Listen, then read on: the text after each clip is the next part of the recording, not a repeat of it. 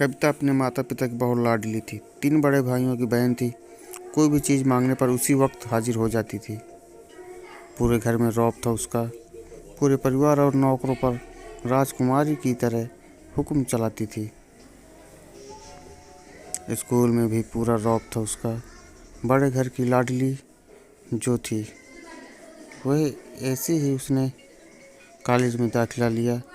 उसके ठाट बाट बड़ी गाड़ी में आना जाना, हर दिन नया फैशन देखकर हर कोई उससे दोस्ती करना चाहता था। थोड़े ही दिनों में उसके बहुत से दोस्त बन गए। पूरे कॉलेज में उसकी अपनी ही एक पहचान थी। एक दिन उसको घर एक रिश्ता आया। खानदानी लोग थे और पापा की पुरानी जान पहचान थी। उनके साथ कविता के साथ कोई ज़बरदस्ती नहीं थी, पर कविता ने फिर भी हाँ कर दी, क्योंकि वह अपने परिवार से बहुत प्यार करती थी। वह जानती थी कि वह लोग उसका अच्छा ही सोचेंगे। लड़के का नाम राज था।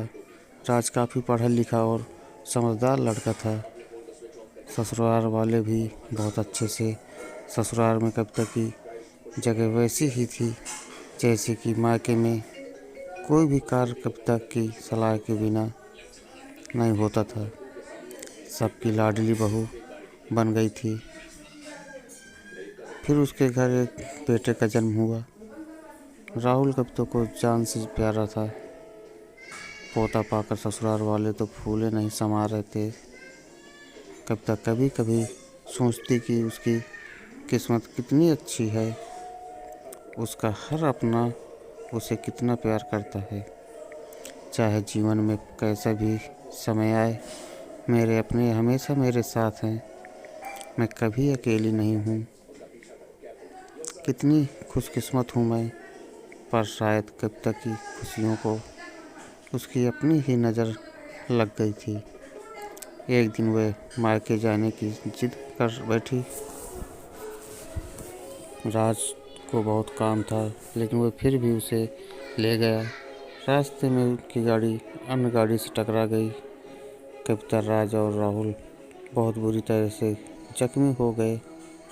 काफ़ी दिनों के इलाज के बाद राज और राहुल तो ठीक हो गए, लेकिन कविता पूरी तरह ठीक न हो सकी। सर पर चोट लगने के कारण वह अपनी आँखों की रोशनी खो बैठी। अब कविता की किस्मत जैसे उल्टे पांव चलने लगी। मायके वाले कुछ दिनों तक उसे मिलने आते रहे, फिर कभी कभार फ़ोन ही करके पूछ लेते कि अब वो कैसी हो। धीरे धीरे ये सिलसिला भी कम हो गया।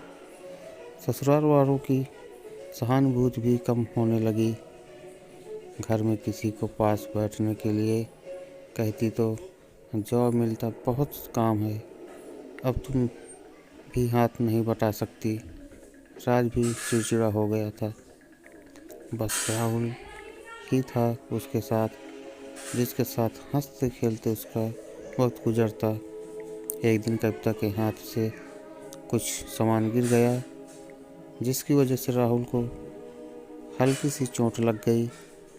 कविता के सास ससुर ने राहुल को उससे अलग कर दिया कि कहीं उसके ना देखने की वजह से बच्चे का कोई नुकसान न हो जाए। कविता अंदर से टूट चुकी थी। एक दिन उसने सबके सामने मायके जाने की इच्छा रखी, तो राजू से तुरंत मायके छोड़ आया, जैसे कि वह भी यही चाहता था। लेकिन राहुल को उसके साथ नहीं भेजा गया। कविता कभी कभी राहुल से दूर नहीं रही थी, पर अपनी कमी के कारण उसने ज़्यादा बहस नहीं किया। कविता को लगा कि वह 3-4 दिन वहाँ रहेगी तो थोड़ा हवा पानी बदल जाएगा, क्योंकि वह कितने दिनों से कहीं भी बाहर नहीं गई थी। घर वाले भी इतने दिनों बाद उसे देखकर कितने खुश होंगे। कविता के घर पहुंचने पर सब लोग बहुत खुश हुए। खाने में सब कुछ कविता की पसंद का ही बना। उसने अपनी मम्मी पापा और भाई भाभीयों से दिल खोल कर बातें की। उनके छोटे छोटे बच्चे भी बुआ के साथ घुल मिल गए थे। रात को सोने के वक्त जब वह कपड़े बदलने लगी तो उसे पता चला कि उसका बैग तो बहुत भरा हुआ था। वह सब समझ गई, बहुत ही उदास हो गई। कुछ दिनों तक तो सब ठीक रहा, फिर जैसे सब बदलने लगा, सबका व्यवहार बदल रहा था।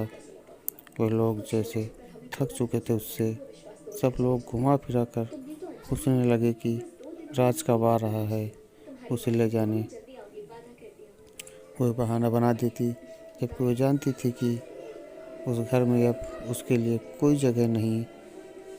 कविता से चलते वक्त कुछ ना कुछ नुकसान हो जाता। थोड़ी बहुत टोका टाकी उसे सुनाई देती, वह टाल देती। एक दिन उसके हाथ से लगकर एक कीमती फूलदान टूट गया। छोटी भाभी ने बहुत हंगामा मचाया। कविता के माता पिता रोज़ रोज़ के झमेलों से तंग आ गए थे। उन्होंने राज को खुद से फ़ोन कर दिया। राज कविता को अपने घर ले गया। कविता को अपने परिवार वालों से ये उम्मीद न थी।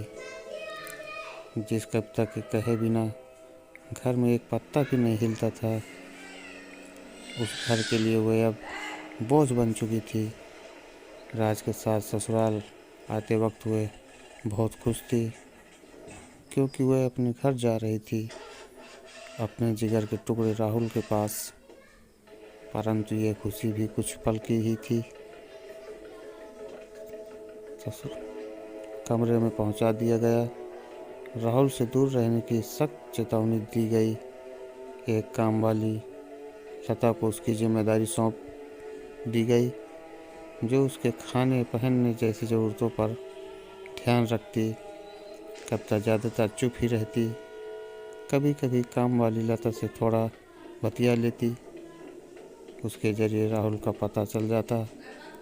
सबकी लाडली बेटी और बहू सबके लिए लाडली से बोझ बन चुकी थी। ये कहानी आपको कैसी लगी कमेंट करके बताएं। कहानी पसंद आई हो तो लाइक करें और चैनल को सब्सक्राइब ज़रूर करें।